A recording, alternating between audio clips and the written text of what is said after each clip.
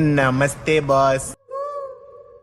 మీకేంది భయ్యా, మంచిగా private teacher, క్లాస్కో 100 మంది స్టూడెంట్స్ ఉంటారు, మంచిగా సార్ సార్ అనుకుంటే వెనక తిరుగుతా అంటారు. అదే మా పరిస్థితి చూడు, క్లాస్కి 2-3 స్టూడెంట్స్ ఉండేసరికి అన్ని క్లాసులు కలిపి ఒకటే క్లాస్ చేసినాం. అంటే ఏంది భయ్యా, అన్ని క్లాసులు కలిపి ఒకటే క్లాస్ అంటే? చూడు భయ్యా, మీ ప్రైవేట్ స్కూల్లో అనుకో, ఒక్క క్లాస్కి మళ్ళా 3-4 సెక్షన్లు సపరేట్ ఉంటాయి. అదే మా దగ్గర అట్లుండది, ఉన్న స్టూడెంట్స్ అందరినీ ఒకటే క్లాస్ లేచి పడేస్తాం. ఏం మాట్లాడతానో భయ్యా, 20,000 ఇచ్చి నెల రోజులు గుడ్డు చాకిరి చేయించుకుంటారు.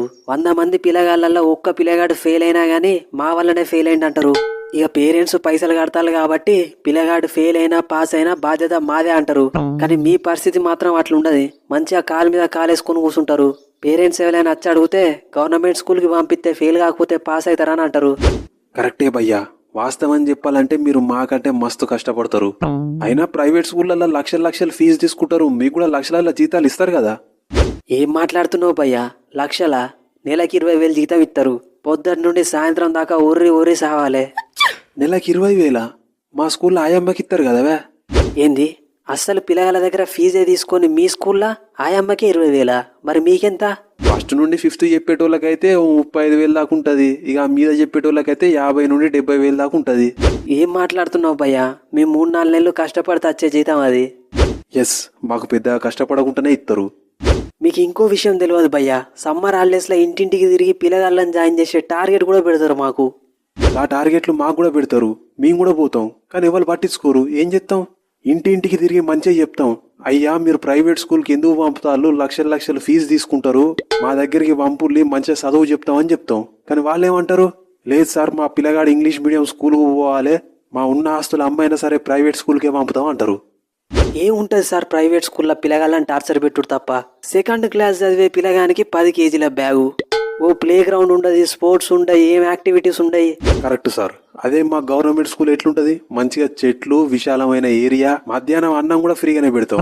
వాస్తవం చెప్పాలంటే గవర్నమెంట్ దగ్గర ఏం లేదు, వాళ్ళు ఫ్రీగానే ఇస్తారు, వీళ్ళే పంపుతలేరు.